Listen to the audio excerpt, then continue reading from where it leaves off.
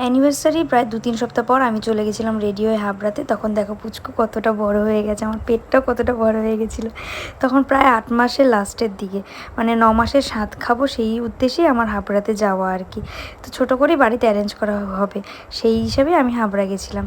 তো হাবড়াতে প্রেগনেন্সির টাইমে খুব একটা আমি যাইনি, অনেক কমই গেছিলাম। তো আজকে অনেক বায়না করেও আমাকে হাবড়া দিয়ে আসছে।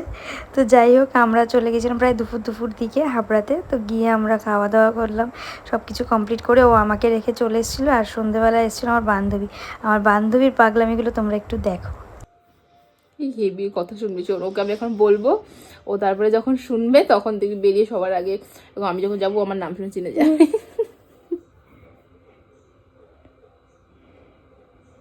মুভ করে ও। তোকে চিনে রাখবে এখানে। হ্যাঁ, এখন এখানটায় রয়েছে। হ্যাঁ, আমি আর ওর বাকি ভয়েসগুলো দিলাম না, পুরো পাগলামি করছিল ওকে নিয়ে। ও মানে এই ফার্স্ট টাইম এরকম ফিল করছে না, ওর যে কী ভালো লাগছিলো আমি বুঝতে পারছিলাম।